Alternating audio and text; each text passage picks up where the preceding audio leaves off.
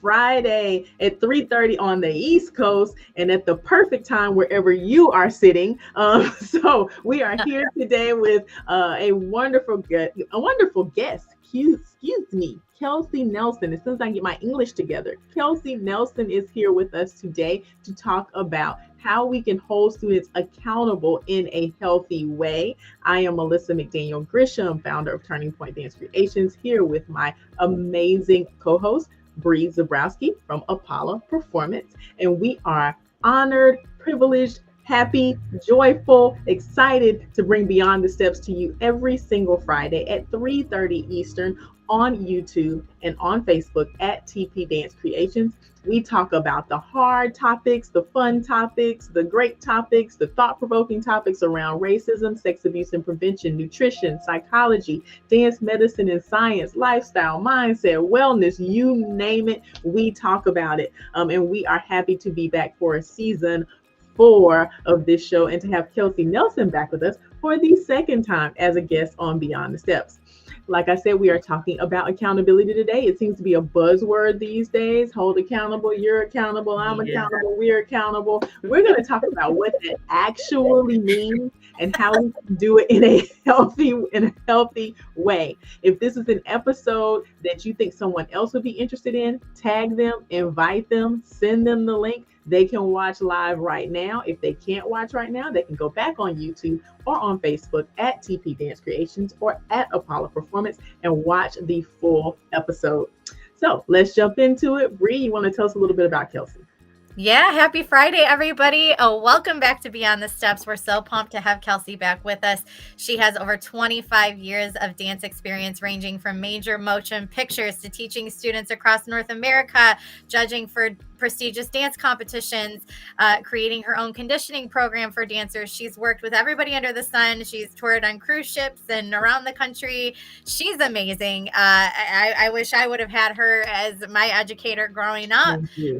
So anybody is lucky to have her now, and we're so pumped to have her. But right now, you can find her with it's the Bridge Training Program and Thrive Dance Experience, which is a convention. So check her out if you're on any of those stops. Kelsey, welcome back. How are Thank you? you so much for having me. I'm super excited to be here and can't wait for this very, I think, important conversation that we're about ready to have. Yeah, it is. Melissa said this word is like thrown around. It's a buzzword for sure. Mhm. So I'm excited to dive in. But you've been making some big changes in your career since the last time we had you on. You've expanded your work, right? So tell us about what you're doing. Yeah, so I have made the transition into stepping into fully doing freelance and guest teaching and choreography. Yeah. Um, and so that has been a big change that I've made going into this 2023-2024 season. And it's definitely provided some growth for sure. But it's also provided me a lot of more time to connect with my family and be there for my son, which is also super important to me. So I'm getting kind of the best of both worlds, and I think I've kind of found my path and where I want to be moving forward. So I'm I very love it. excited about that and all that the future holds. Congratulations. I know that's a huge step. Like I Yeah. remember when I made that step to like going all in on my own business, going in on Apollo and left my job, like the all the stability and the comfort in that space. Like I always say, like if you wake up the next day, you can miss it, but if you wake up the next day and you don't have regrets, like it was the right decision. And I feel that like emanating from you. I was going to ask you how you feel, but I don't even need to ask. Well, So thank you. Yeah. it's a Yeah, big jump. it's been it's been a lot of like self-discovery and growth, Yeah. but it also has opened my eyes to the community that Yeah. I have, and I think that we all have, that we don't necessarily realize is existing out there for us. So that's been like really awesome to make those connections and develop those relationships with studio owners, teachers, students, just anybody in the industry that maybe I didn't even know was kind of in my corner. It's so Yeah. interesting, the people that show up when you don't expect it, Yeah. or you don't even think those are the ones that are going to be there. So it's just been it's been really reassuring and has definitely felt really good over the past few months as I've Congratulations. So transitioned. happy for you. It could not be more deserved. Like truly, we are cheering. We've always been cheering you on. Like you are just somebody whose name is always, I've never heard one negative thing, in terms of like, you're just such an incredibly passionate, knowledgeable educator, and we just need more of you. So I'm so happy it's working out. Congrats. Well, thank you. Thank you. Yeah. And we are definitely going to tell you how to get in touch with Kelsey. But let me tell you now, I've been, hey, are you close to Charlotte? Are you close to Charlotte? So I'm booked. So get in. Start now for 2025. You better get on it. Yeah. Okay. Booking in 2025, Kelsey Nelson. So I'm gonna get right into the meat of things. We like to start at the baseline here, but I don't even know if we're starting at the baseline. I think we're gonna be undoing some things with this question. So accountability, like I said a little bit earlier, is they insert it for any word anytime they decide that they want to either say something really great or maybe say something not so wonderful. They go, I'm going to hold you accountable. So I think sometimes the word is used kind of wrong or a little bit too lightly. So what does accountability, Kelsey, mean to you? And how do you explain that to your students? Yeah, so I had to do a lot of really like thinking about this to kind of like get into what do I think accountability is. And two words that really like stick out to me when I think about accountability are honesty and integrity. And those are two really big things that I think lead us down the path of accountability. And then that leads us to the third thing, which is ownership. And I think that when you as a student or a teacher or a parent or just a human being can start to be honest with yourself about where you're at or how you actually showed up in a situation or how you feel, right? Then you can start to have some integrity with how you respond to a situation or what you say or how you act. And that leads to the ownership part. And that's where that like self accountability really starts to happen. And then other people no longer have to hold you accountable because you're already doing that work for yourself. And so then accountability becomes very personal and it's not something that somebody else has to do for you. So I think that was a textbook answer. I love that. Like, let's put that in the dictionary. Love it. So that's kind of what accountability is to me. The ownership piece, I think, is what is, and we're probably going to talk about this a little bit more as we get into some of our other questions, but that ownership piece, I think, is often missing when people think about accountability. Like you can't hold someone accountable for something they don't want to do, they haven't committed to doing, they have no idea they're supposed to be doing. Like I can't hold you accountable for that unless you take ownership of what that thing is. But go off on a tangent. I'm gonna start here first though. Let's talk about how you hold yourself accountable as a teacher and how important it is. Do you think it's important to model that accountability for yourself and model that behavior that you want to see? Absolutely. I think especially in a dance studio environment or on a competition team or even in any business that might be ran or relationships as that, we as leaders are setting the tone and setting the example. So if we are not doing what we're asking of others, well, then they're not going to have respect for that thing that we're asking for. And they're not going to take it seriously. So I am huge on accountability for myself. And one of the biggest ways to kind of show that and share that with my students or my coworkers or anywhere that I'm at is being having clear and open communication. So if I didn't do something that I said I was going to do, if I'm going to be late, if I fell short on the expectation, I openly and honestly communicate that with whoever I need to share that with. So that way they can see and hear me as the leader acknowledging my shortcomings or my mistake, and then watching me take that ownership, right? And making those changes or taking those actions to fix that thing. That is where the like accountability piece I think is really important as leaders, and also be willing to take the consequence or take the feedback that comes with whatever I didn't do or fell short on, and not fighting that. So being really open to that feedback and those consequences, and doing it humbly and not fighting that, I think is really important as leaders. So I think that communication, that openness, and then we're modeling the behavior. So we can't ask somebody to do something we're not going to do. Exactly. And I think that what you just said was very important, that I think I was gonna say students, but I don't know, it might be more parents than students, somehow believe that taking accountability absolves you of consequence. And that's not necessarily the case. I'm going to go out on a limb and say it's parents that feel that way more than students. They're, just because you're accountable, you say, hey, I need to miss this rehearsal before competition, which I know is against the rules, doesn't mean that we still let you perform when the rule is that you don't perform. Correct. When you miss the rehearsal before competition.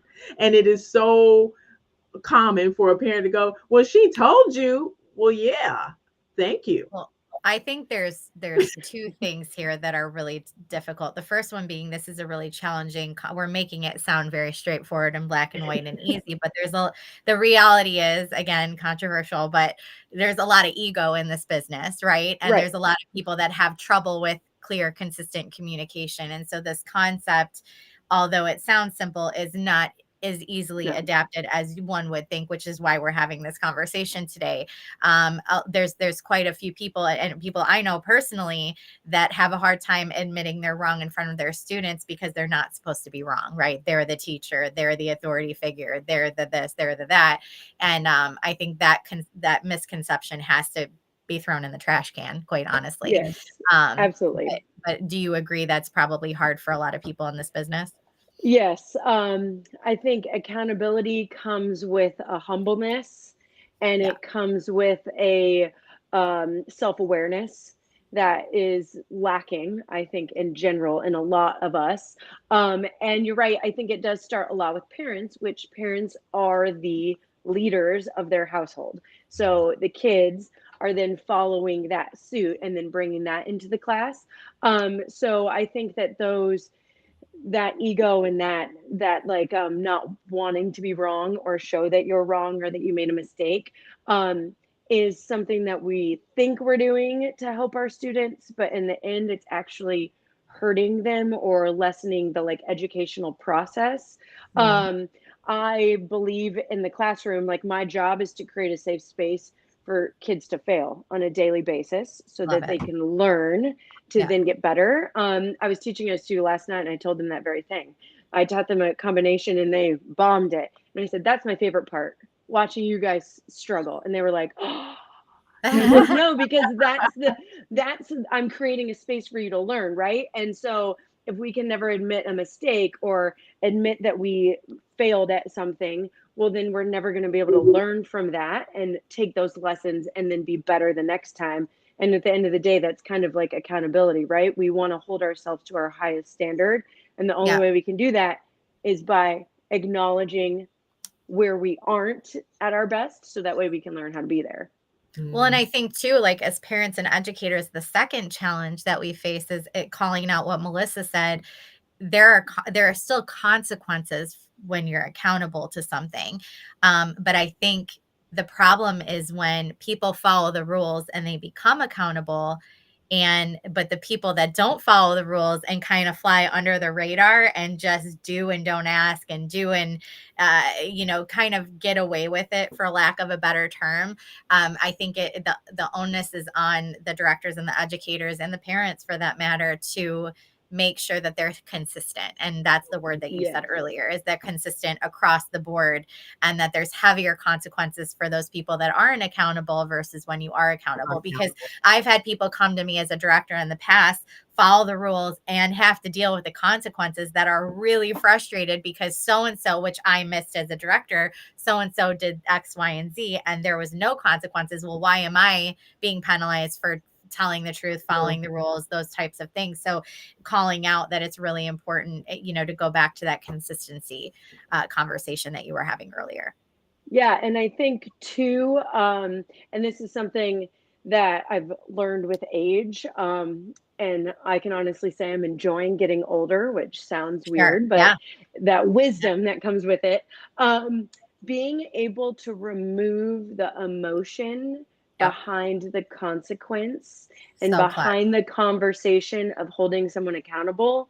It's not an emotional experience, it's a factual thing. And I Mhm. think at times that might sound a little bit cold, but if there can be that clear boundary, well, then it's not personal. You're talking about the actions and the choices somebody made. It wasn't about that person as a human being. And I Mhm. Yeah. think like differentiating those two things, you know, there was a time where a bunch of younger kids were really loud in the lobby at a studio I was teaching at, and I went out there and I was like, "Hey, we got to be quiet." And like that was the end of it, and they all like, did that thing, and then they came in the classroom and I said, "I want you to know I'm not mad at you as human beings. I'm not upset with you.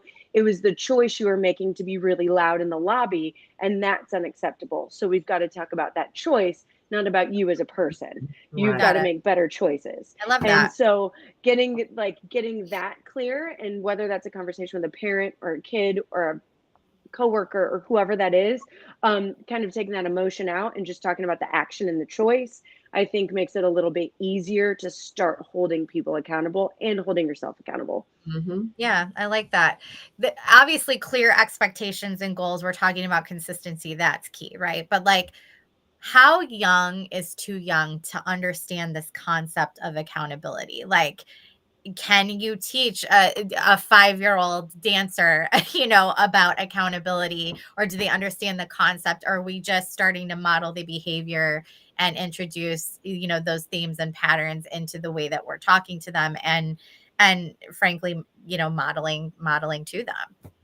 I think it can be taught at a young age. I think as they get older, you can get more explicit with what accountability is. I think at a young age, like a perfect example is giving them like a homework assignment. Like, okay, everybody bring in a prop you want to dance with. And Mhm. then if somebody doesn't bring it in, okay, well, you didn't bring in the prop and we all had to have one. And so if you didn't bring this, like that's impacting the experience of the class because now you can't participate. Mhm. And is that fair to you? Is that fair to the class?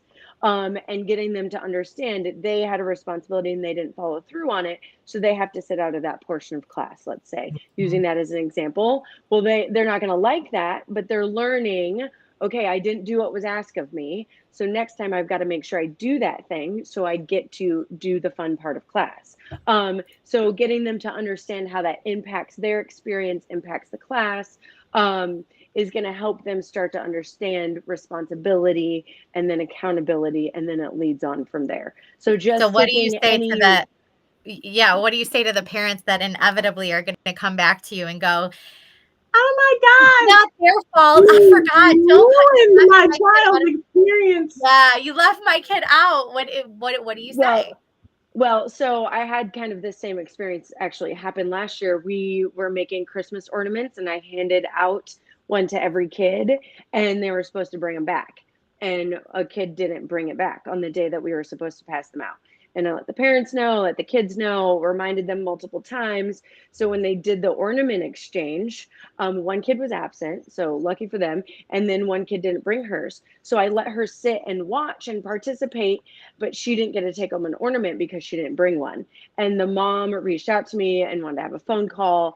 And I explained, I said, I totally understand that your daughter felt left out because she didn't get to bring an ornament. I let her participate in the whole class. And it wouldn't be fair to have her take an ornament home and another kid not get to take one home when they brought their ornament. Right. And explaining the bigger picture of what I was trying to teach, and that the accountability at that age also relates to the parents, and everybody has to be involved and participating and enrolled in what's happening in their child's class so that their kid doesn't have to go through that experience, and learn that because they weren't a part of their child's learning experience. Love Mhm. So that. So it again, happened it's to, that consistency and yes, upholding, you communicated yes, beforehand, this is the expectation, this is the consequence, didn't happen, you're consistent and you stand firm, right? yep. And and explain and it. We then don't have to agree, but you have to respect the Yes. And I was like, I love your kid, but we also have 8 other kids in the class. So I can't jeopardize their experience just for your child, because that also wouldn't be fair. Mhm. And I pulled her daughter aside the next class, and I told her, I said, I love you very much. And, you didn't get an ornament, not because I don't care about you, but because you didn't bring one. And it had nothing to do with you as a person. I think you're lovely and I love teaching you. It had to do with the fact that you didn't bring an ornament. And explaining that to her and getting her to really understand that, she was totally okay. And the girl that was sick brought in her ornament, and they were able to trade it out and made everything work. So everything kind of like fell into place how it should. But yeah, just taking those chances to again have that communication, explain, and really like stand firm in your boundary and the expectation, and not waver from that. Yeah, thank you so much. If you're just joining, this is Beyond the Steps. This is a show that we talk about all issues that affect performance athletes, from racism to gender inequity, sex abuse and prevention, nutrition, psychology, dance medicine and science, and more. I'm Bree Zabrowski, co-founder and CEO of Apollo Performance. We're here with my fabulous friend and co-host, Melissa McDaniel Grisham of Turning Point Dance Creations. We are talking with the incomparable Kelsey Nelson today about how we hold students accountable in a healthy way. This is a great conversation. Make sure you like, share, subscribe, all the things, because we want to get this information out to our community, because we want to leave it better than we found it. So, Kelsey, what are some obstacles that to change that teachers might face as they attempt to start holding their students accountable? What are those barriers that you want to caution everybody now as they start this journey? Well, I mean, the first thing is going to be resistance, because it is change, right? So, Yeah. I didn't get in trouble before. Well, I don't want to use the trouble, but I didn't have a consequence before. This didn't happen last time that I did this. It was so on and so Right. forth. So that like fight of like, well, this isn't how we've done it. So I think that that's the biggest thing. So clearly communicating, changes are going to be made. This is why, this is what they're going to be. And clearly communicate that with the dancers, the parents, post it on your team thread, on the band app, whatever it is that you need to do, so that they have that information, so you can always go back and reference it. I think having that like support, that reference, is always going to be really helpful. So that way you can circle back and say, this is what we talked about. You agreed to this. And now we're actually taking action. And I think another thing is people that probably don't align with the culture that you're creating, or the expectations, or so on and so forth, are going to really put up a fight. And the fear of losing clientele, or losing students because you're holding them accountable. And I totally understand it's a business, and dance studios, we're there to share dance. It's also a business, and we're there to make money, and clientele is very important. And if they're not going to be happy because you're trying to better their child or better their experience, well, then it might not be the right place for them in the first place. And being okay with that, you want people that are going to be in complete alignment with what you're doing and how you're operating. And those that are going to fight it are going to continue to fight it. So, not being afraid to let them go, and have clientele that aligns with your mission, because they'll come. Because parents and students that see the type of business that you're running and the type of team that you have, they're going to gravitate towards that. So you're going to have dancers and parents that align. So I think that that's the biggest thing, is just that first like resistance, and then being afraid of losing clientele and students because you're holding people accountable. Yeah, and I will tack on to that. If you're on this journey to sort of model accountability, A, and B, implement it in your organization, I would say don't start that process until you are all in. Like, you can't, this is not something you can just dip a toe in the water, because people No. sense when it's not authentic. So if you, all the things Kelsey just said, until you're willing to go, yes, I will lose people over this, I'm going to die on this hill, and that's it. Like, you have to be ready for that and go, I am okay with this. And if you're not, this is not a dip your toe in and try it out sort of situation, because you get one shot to show people this is a policy change. This is serious. I am serious about this. And if you want people to take you seriously, you have to follow through, and that follow through is clutch. So yes. Yeah, because people are going to challenge you. People are going to push you. People are going to see, just like a toddler test a parent, how much can they get away with? That's going to happen, and you can't back down, because if you get challenged and the first time that you back away from it, or you don't follow through on what you said you're going to do, well, then that's going to be evident for everybody. Just like if you do follow through on what you say you're going to do. So you're setting that example, like we talked about earlier. As the leader, we are the example. So it's very important, like you said, to like be all in when it comes to accountability. Yeah, and I will say it's easier to do when you're looking at it as it's for the good of the whole. Like if you take almost the emotion out of it, and the God, I really don't want to have this confrontation, and all of those things. You don't look at it that way. You look at it, this is something that has to be done for the to accomplish the goals, the bigger picture goals that I have for this group or this organization. It has to be this way. If you look at it like that, it's a lot easier sometimes to be able to take that step forward and just do what has to be done. Just my experience anyway. But Kelsey, let's talk about the type of things that we should be appropriately holding students accountable for. Should it be only things that are in their control, like work ethic, attitude, versus scores and awards and things like that? Shed some light on that for us. Yeah, I think accountability, I've talked to lots of different people about that ownership piece, and about we can only control what we can control. And so if we're trying to hold people accountable to things that are out of their control, they're going to not feel connected to that, number one, and they're going to feel like they can't actually take ownership of it, right? Because like a score competition, that's not up to them, but how hard they work in the classroom, how much rehearsal they put in, how they take their notes, right? That kind of stuff they have control over. So it's how they're showing up and how they're being in that space that we can hold dancers and students accountable for. But we can't necessarily hold them for accountable things outside of the studio. So things that I am like a big stickler on. So showing up on time, be there on time.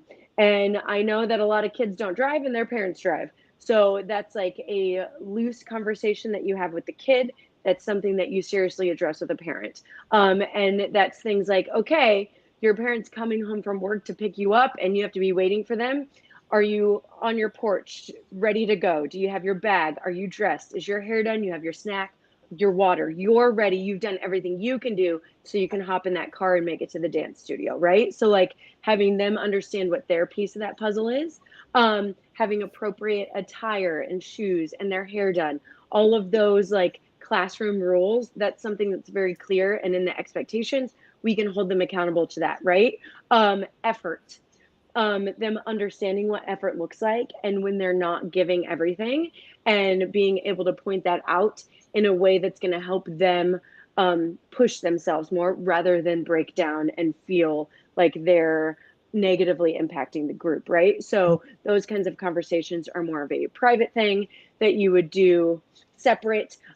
Anytime that I'm really holding somebody accountable with a very serious consequence, that's not something I ever do in a public setting, right? So that's a conversation that I'm going to have privately with the dancer and their parents, with just the parents, depending on what that looks like. But things like body language, being on time, like having what they're supposed to have, that I'm going to point out in class, and then I'm going to have the conversation later so that they know I'm aware, the class knows I'm aware, and that like nobody's skirting by and not getting that equal treatment, right? So I think that those are kind of the things that we can definitely hold students accountable for. But when it comes to awards and placements and scholarships and college acceptance, that's not something that like we can hold them accountable for. We can hold them accountable for things they can control. Right. How do you deal with the people who have like that that thirst for blood, like the other parents and kids that are like, so and so did this and they need to get in trouble. You know, you do want to handle that privately, and it's so funny because it's like people want to see that you They want to did see the something, right. right? So like, Mhm. but it is absolutely appropriate to do it in private. But how do you deal with those people? Because it always Well, happens. I mean, I would just ask them, do you want your business out in the air? So if you don't want your situation to be put out in public and for me to display that to everybody and share it with everyone, I'm not going to share this. Each situation is a case by case basis. The conversations and the everything that's impacting what happened is individualized to that specific person in that specific scenario.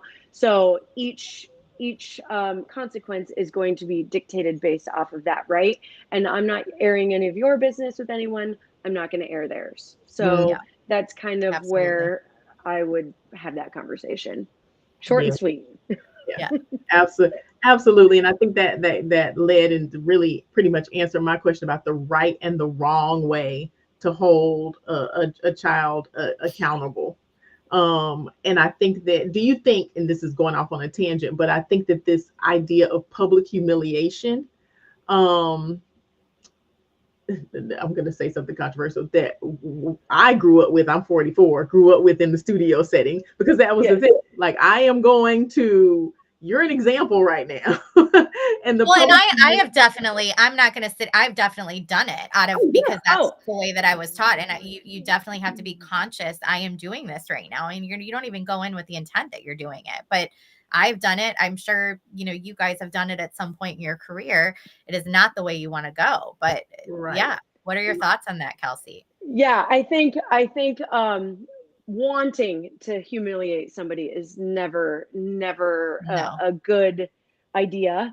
If and not that it should happen, and how people take a conversation might make them feel a certain way. But I think the intention should never be there, right?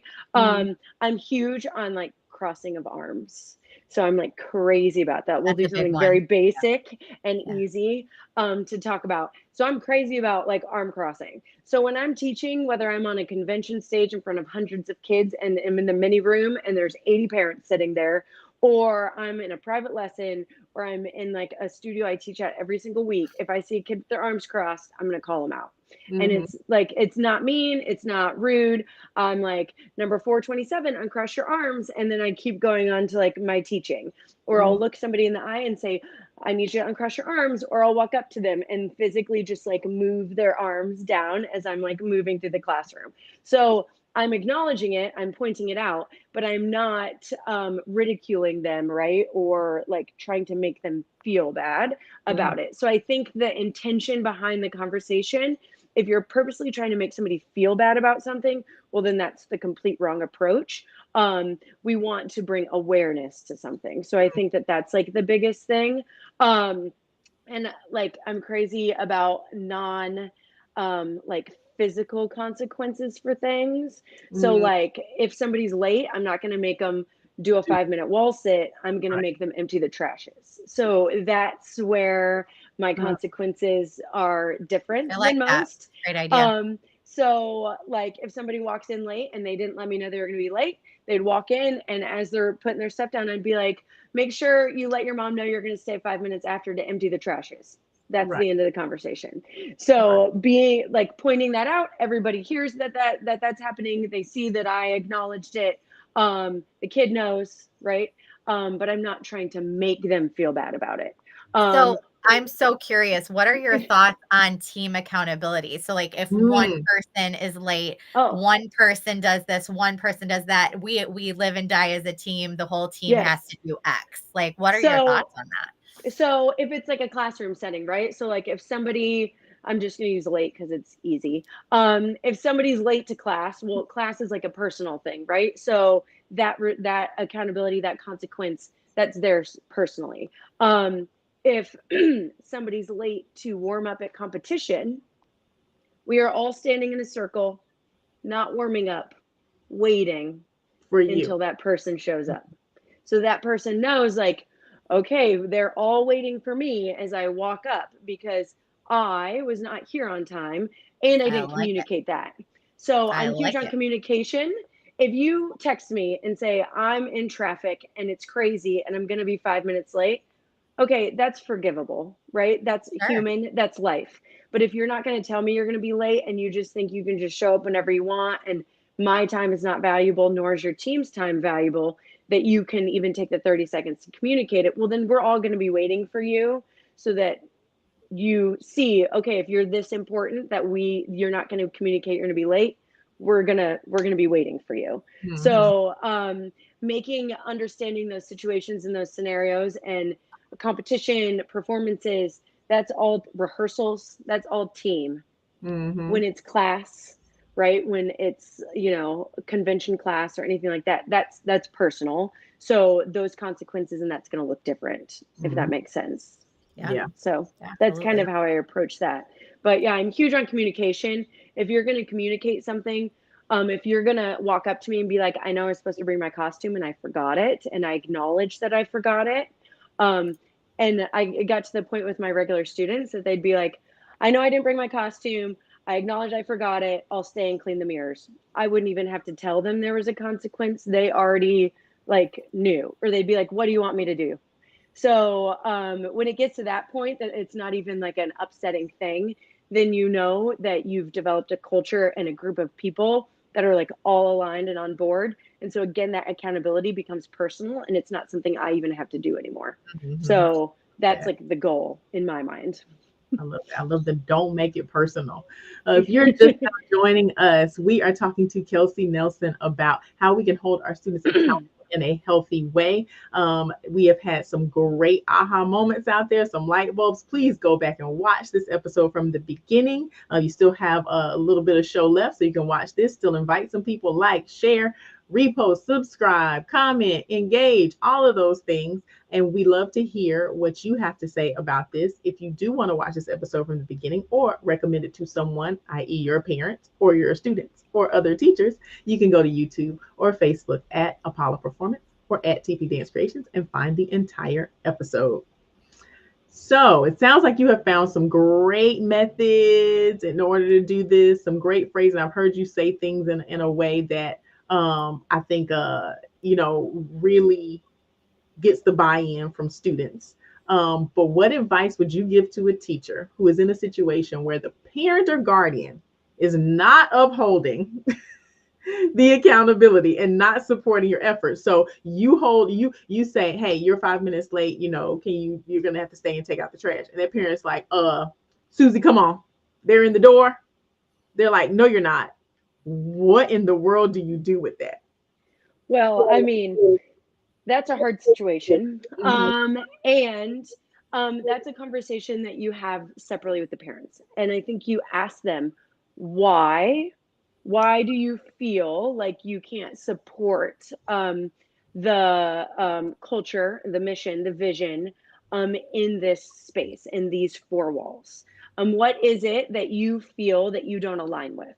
And Mhm. I think getting them to start to communicate that and share why they have such a problem with it, you can then drive that conversation to help enroll them in what you're up to. Mhm. Or realize that there's no aligning that's possibly going to happen. And then that's a different conversation that you have regarding um, future relationships and if that student and that family is meant to be within your studio and within your team. Mhm. I think there's a rule. I worked at Lululemon for a long time and learned it there, so I don't know where it came from, but asking why 5 times. I remember you saying. And I don't know if I've mentioned it before when we've talked, but I think if you can ask the parent, well, why do you have an issue with this consequence? Okay, well, then they're going to tell you, well, then if you ask them again, why, and follow up with that. If you can go 5 times, you're going to start to get to the root of what their actual issue is, and then that's something that you can start addressing. And then that's where the conversation can kind of go from there. At the end of the day, I think a lot of times it has to do with they look bad as Mhm. parents and they don't like that feeling. And maybe their kid made them look bad, or maybe their choice impacted their kid and they don't like that, so they're embarrassed by that. So I think really digging into that conversation and acknowledging, like, we all make mistakes, we all have flub ups, we all, miss the email, like that happens. And this is what we need to do moving forward so that we can all be aligned, we don't have to do this again. I think is super important. So it starts with a conversation. Mm-hmm. Absolutely. Absolutely. I think it's time to move to homework. Yes, let's do it, Melissa. So Kelsey, we do homework on this show. Yes. I love it. I have my kids do homework all the time, so I'm game. Oh, someone's I think my watch is talking to me, so ignore that. My my watch wants to join the conversation as well. Right. So Melissa, let's take it to homework.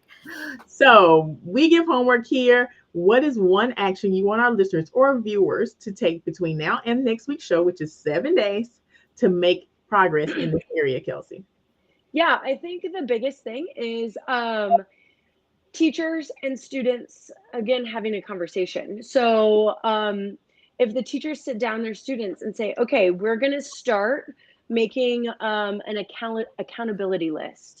Okay, so certain actions are going to have certain consequences, and consequences aren't necessarily bad. So sitting them down and saying, okay, if we're late, what do we think an acceptable consequence is? What can we all agree we think that we can all be aligned on this, and start to have conversations about if we don't have proper dance shoes, and if we're late, and if we have a bad attitude, and what do we think these consequences should be, and really enrolling the kids in that conversation so that way they feel like they're a part of it. So then when they don't have their dance shoes, you can say, okay, well, you have to miss out on freeze dance at the end because you didn't bring your shoes. And remember, we talked about it. That was going to be the consequence. Mm-hmm. So I think having teachers and students start to really have those conversations, understanding what a consequence is, and like, hey, we all showed up on time. We all had what we were supposed to have. So the consequence of that is that we all get candy at the end of class, right? So getting the kids to understand that consequence doesn't equal bad. And like getting them to really be a part of the whole thing, I think is going to help studios, parents, teachers, kids, all kind of get on the same page. And then that conversation is going to start to be easier. And then you're going to have it more or less, because you're not going to have people doing the things that we have to hold them accountable for. And I think that's going to help set you in the right direction for a good rest of the season and just the future. Well, I think when you hear conversations like this too, I know I do this, like I hear something and I'm like, I'm going to do this. We're all going to be accountable, and I'm going to go back and we're all going to be accountable. I think it's really important to call out, like, don't just go back and go just all in, like, on the accountability. People. Like, yes. Maybe sit down and make a little list of like the things that are really like problematic in your studio or organization, and start there. And in terms of like creating a policy to address accountability, and don't go ham on the accountability, like straight out the gate. Right. No, we gotta start small, and that's start with things that like are common and things that like we're all aware of, right? And like start there and then build. Policies and procedures take time to develop, right? Yeah. So they're not just going to appear and then we're all just going to jump on board. So making them small, making them attainable, being consistent, and then you can start to really start implementing bigger ideas and concepts to your overall team, to your parents, to your students, to your employees, your coworkers. So again, start small, have those conversations, brainstorm, think about it. What does your ideal classroom environment look like? What does your ideal business model look like? And start to kind of really dig into that and ask yourself why 5 times. And then you're going to start to get down to like the root of what you really want to focus on.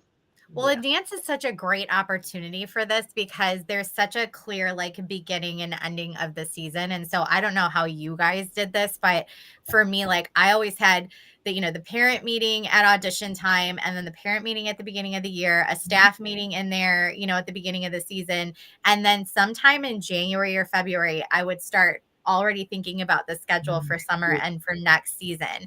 And that's when I would sit down with the staff and go, okay, what's working, what's not working. That's your time to really or was my time. Everybody does something a little different, but that was my time to really evaluate, okay, what policies do we need to put in place for next season? Because for me, introducing things mid-season when it hasn't been properly communicated already is really, really challenging. So I would always take that opportunity to go, okay, this is for 24, 25 season. What are we going to do differently? What are we going to implement?